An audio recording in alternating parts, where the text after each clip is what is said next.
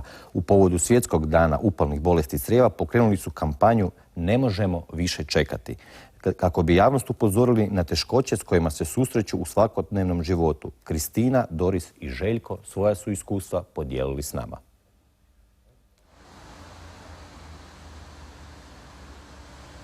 Prve simptome sam osjetila kad sam bila u srednjoj školi. Tada sam imala 17 godina, to je bilo u 3. razredu srednje škole. To su bili simptomi grčevite boli, izmjene proljeva i opstipacije, povraćanja. Nažalost, bolest nije bila prepoznata. Ja sam išla kod doktora, no jednostavno nije bilo nikakve dijagnoze. Dijagnozu sam dobila 2009. Već je tad bolest bila zapuštana. Ubrzo nakon dijagnoze je slijedila operacija i nakon toga su se izmjenjivale faze, znači mirovanja aktivnosti bolesti.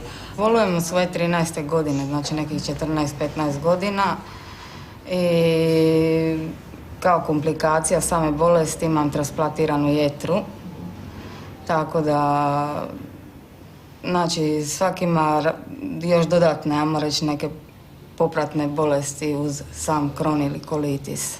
Prihvati da si mlad i bolestan nekako je nespojiva kombinacija, pogotovo kada imaš puno interesa i želja, puno je toga što bih htio napraviti, a tijelo ti ne dozvoljava to. Kad je bolest aktivna, doslovno smo nesposobni izaći iz kuće, znači česti proljevi, dosta iscrpljujuće sve to za organizam, tako da ne možemo funkcionirati svakodnevno kao zdrav čovjek. Na 4. godini sam faksa, studentica sam socijalnog rada na Pravnom fakultetu, ali već sam 2 izgubila zbog učestalih hospitalizacija i same prirode bolesti. Dosta vremena oduzima, dakle, odlasci na preglede, boravci u bolnici. Jednostavno je teško prilagoditi se tome i naći nekakvu ravnotežu. Trenutno pijem znači, terapiju te imunosupresive svakodnevno i ne znam, ja sam već godinama znači, na istoj terapiji, tako da to ne znači ako se pridržavaš terapije svaki dan da ti se bolest neće aktivirati. Nikad ne znaš kad može bukniti. Kada nijedna druga terapija ne djeluje, znači prešli smo sve terapije do sada, to je još jedina mogućnost da nas lijek dovede u stanje da budemo donekle sposobni za rad, za normalan život. Tražimo da biološka terapija bude dostupna svim oboljelima kojima je potrebna. Ona se sada nalazi na listi osnovnoj listi lijekova i samim time bi trebala biti dostupna oboljelima. No problem je što trošak liječenja biološkom terapijom ide na teret bolnice, što po nama ne bi trebalo biti ako je na osnovnoj listi lijekova. To bi trebalo mijenjati. S nama u studiju je i docentica Silvija Čuković-Čavka. Dobro jutro. Dobro jutro. S odjela za upalne bolesti crijeva Kliničkog bolničkog centra Zagreb. Tako je. Evo, vidjeli smo i u ovom prilogu kako od Kronove bolesti obolijevaju mahom mladi ljudi. Mladi ljudi su često bezbrižni, ne razmišljaju toliko o bolesti i upravo tu može doći do problema jer ne prepoznaju bolest. Pa koji su simptomi i kako se dijagnosticira Kronova bolest? Pa rekla bih da bolesnici prepoznaju simptome, ali liječnici u prvo vrijeme kod mladih ljudi zaista ne misle da se iza tih simptoma krije ozbiljna bolest. Najprije pomislimo kad neko povraća ima povremene bolove u trbuhu da se radi o funkcionalnim smetnjama ili o nečem bezazlenom što je zapravo najčešći razlog u toj mladoj dobi, iritabilnost crijeva. Međutim, određeni broj bolesnika ima ozbiljnu bolest o kojoj danas govorimo, a to je upalna bolest crijeva. Dakle, upalna bolest crijeva je kronična bolest, neizlječiva, nažalost još uvijek danas. Ne znamo joj sasvim pravi uzrok, znamo da je ona poremećaj obrambenog sustava organizma čovjeka, I ono što je najvažnije reći da ta upala koju nalazimo u organizmu ne nalazi se samo u okviru probavne cijevi, znači u okviru crijeva, nego mogu upalni simptomi zahvatiti sve druge organe, odnosno organske sustave. Zato su te bolesti vrlo šarene kliničke slike o kojoj ste čuli da su govorili i bolesnici i zaista su vrlo različiti klinički oblici kako se pojedini ljudi prezentiraju s tom bolesti. Dakle, od onih klasičnih simptoma, a to su spomenule i bolesnice, dakle, učestale stolice, proljevi, krv u stolici, bolovi u trbuhu, povraćanje, kod mlađih ljudi zastoj u rastu zbog toga, do svih mogućih drugih simptoma koji predstavljaju komplikacije bolesti, kao što su nastanak fistula, a fistule su vrlo ozbiljan problem i posljedica ove bolesti. To znači da iz samog probavnog sustava, iz same stjenke crijeva se na nekom mjestu zbog intenzivne upale dogodi fistula, odnosno počinje ta upalna tvar na neki način se širiti po organizmu, pa može fistula se otvoriti kao nepravilan, neprirodan otvor na samoj koži tijela. Mogu se povezati crijevne vijuge fistulama i zalijepiti, to je veliki problem. Mogu se određeni dijelovi probavnog sustava suziti i postati neprohodni, da zapravo nijedan lijek više ne djeluje, nego se moraju operirati. Takvi bolesnici i pri tom se odstranjuju ponekad veliki dijelovi probavnog sustava, što naravno kod takvih ljudi donosi trajne posljedice za njihov život i za sve druge funkcije koje čovjek obavlja. Dakle, rekla bih da je glavna značajka upravo ta šarena klinička slika zbog koje ponekad nastaju brojna nerazumijevanja ove bolesti. Jer svi znamo nekog bolesnika s Crohnovom bolešću i zaista ima bolesnika koji imaju relativno blagi klinički tijek. Međutim, moramo reći da više od 50% bolesnika sa upalnom bolesti crijeva ima gotovo trajnu upalnu aktivnost koja dovodi do svih mogućih posljedica od koje sam ja samo neke spomenula i koji su trajno ovisni, naravno, svi zajedno o terapiji. Rekli ste kako će oboljeli prepoznati simptome, ali ovdje postoji jedan specifičan tijek bolesti koji možda može otežati dijagnosticiranje, a i oboljele same da pristupe. Tako je. Na početku mogu biti simptomi vrlo atipični. Dakle, mi znamo da sama Crohnova bolest se ne mora manifestirati u početku klasičnim simptomima koje smo naveli, nego mogu biti najprije prisutne promjene na koži, mogu se pojaviti promjene na zglobovima, na drugim organima koji mogu biti zapravo prvi znak bolesti. I onda nije sasvim jednostavno pomisliti da se radi o kroničnoj bolesti u crijevu. Ono što je vjerojatno i društveni problem oboljelima, to je taj ciklusi ove bolesti koji su također nespecifični. Pa teško je razumjeti ponekad vjerojatno, evo, praktično to može biti poslodavcima. Točno. Dakle, glavna karakteristika bolesti je da je bolest nepredvidivog tijeka. Mi ne znamo, unatoč svim brojnim istraživanjima, zaista cijela medicinska zajednica svjetska intenzivno istražuje i oni koji imaju veće financijske resurse jako puno ulažu u istraživanje ovih bolesti. Mi još uvijek zaista ne znamo pravi uzrok.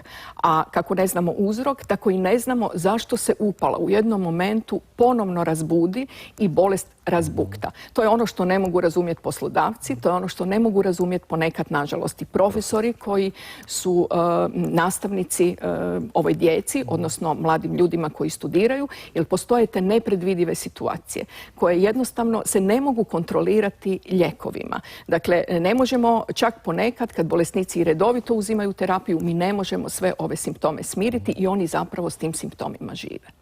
Gdje se oboljeli od ove bolesti liječe i imamo li mi dosta specijalista za upalne bolesti crijeva?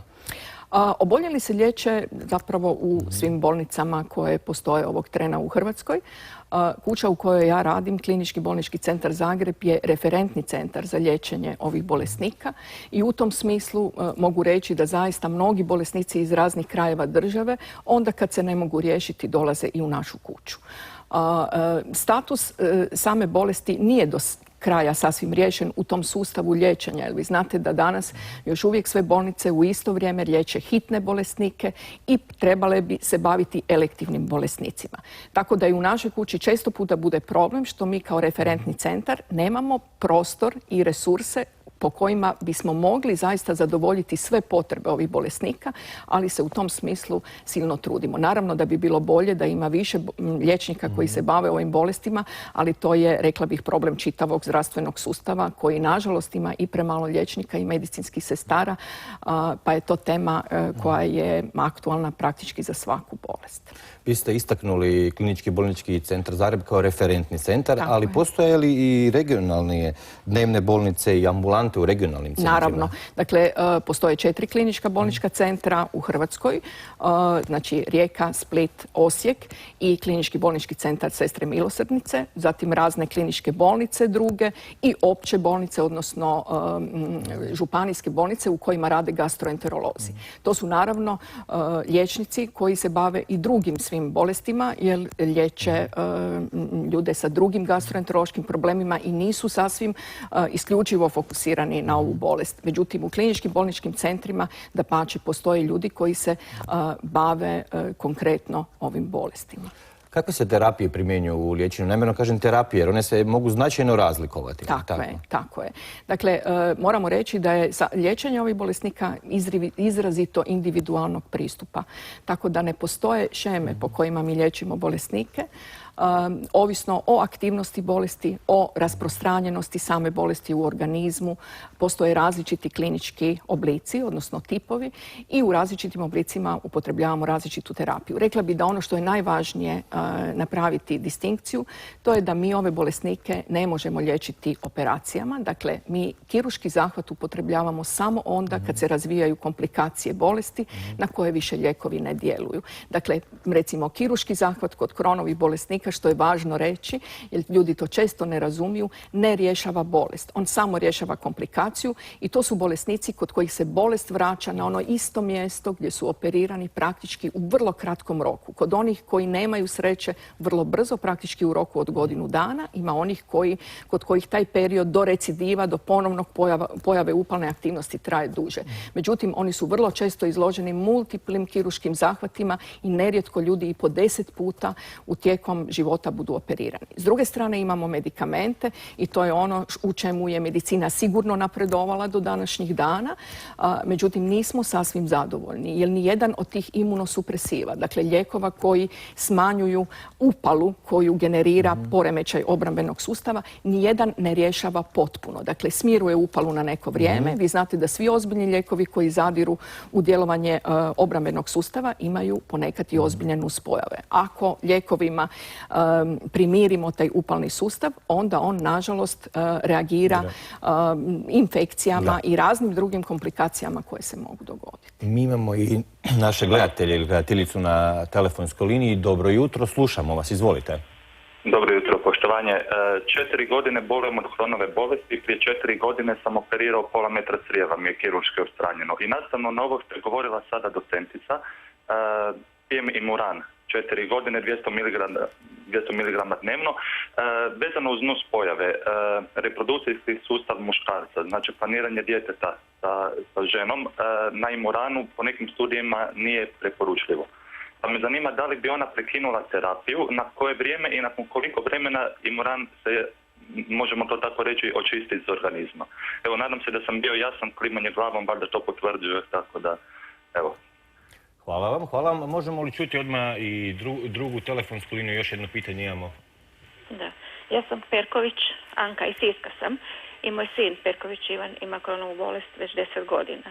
Liječili smo se kod vas na Rebru, tu je on i operiran. I on je operiran na samom ulasku takvog crijeva u debelo, tu je se pojavilo jedno 40 cm mu je odrezano. Do sada troši Imuran i Pentasa i htjela sam pitati da li je šta novo pronađeno i on ima česte proljeve, ide po 3-4 puta na stolicu, ima i tako dalje. Hvala vam na pitanjima. Evo, doktorice, čuli smo pitanja. Prvo je bilo Imuran i nuspojave Imurana, to je reproduktivne sposobnosti. Da, dakle, drago mi je da je pacijent spomenuo Imuran. Imuran je klasični imunosupresiv, znači lijek koji snižava odgovor upalni odgovor i smanjuje se upalna aktivnost u organima kojima je zahvaćena sama bolest. Međutim, to je lijek kao i mnogi drugi koji ima brojne nuspojave, iako ga mi uvijek stavljamo na prvo mjesto jer je po profilu svojih nuspojava i po profilu učinkovitosti koji ima zaista najbolji koji mi imamo danas od klasičnih lijekova za liječenje Kronove bolesti i ulceroznog kolitisa. Ima brojne nuspojave, od utjecaja na koštanu srž do promjena na drugim organima tipa jetre, gušterače i raznih drugih. Ima naravno utjecaj na svaki organ u samom organizmu. Mi danas kad liječimo ove bolesnike imamo stroge smjernice, dakle vrlo pažljivo evaluirane od brojnih stručnjaka koji se ovim bolestima bave, pa tako i mi prema svojim, odnosno prema europskim smjernicama i svjetskim liječimo bolesnike. Imuran je prema smjernicama za liječenje upalnih bolesti crijeva dozvoljen čak i u žena koje su trudne, zato što se smatra da je najvažnija ta upalna aktivnost koja postoji da bude u miru, dakle da bolesnica bude u remisiji tijekom trudnoće. U ovom drugom slučaju, dakle kad je pitanje muškarca koji je na terapiji, također se dozvoljava trudnoća uz imuran. Postoji drugi lijek koji ne smijemo miješati sa imuranom, a to je metotreksat koji je isključivo kontraindiciran za primjenu kod žena koje planiraju biti trudne, odnosno koje su trudne, jer može izazvati posljedice, pa ga isključujemo najmanje 3 do 6 mjeseci prije same trudnoće. To za imuran nije slučaj. Drugo pitanje koje je gospođa postavila za svog sina, mi danas svakako kao prvi lijek izbora stavljamo imuran kod operiranih bolesnika, a kod njezinog sina je odstranjen jedan dio crijeva. Međutim, ako postoje i dalje simptomi, a navela je da bolesnik ima veći broj stolica, onda moramo zapravo razjasniti da li se radi o upalnoj aktivnosti koja se ponovno vratila na to mjesto pa imuran nije više funkcionalan, ili se radi o komplikacijama odstranjenja tog dijela crijeva o kojem smo govorili. Naime, kad se određeni dio crijeva odstrani, ostaju određeni problemi jer ne postoji normalna apsorpcija tvari u tom dijelu probavnog sustava pa može biti i veći broj stolica. Dakle, kod njega treba učiniti pregled i vidjeti o kojem se problemu radi. Hvala vam doktorice, hvala vam na gostovanju. Hvala vama. Nama slijede vijesti.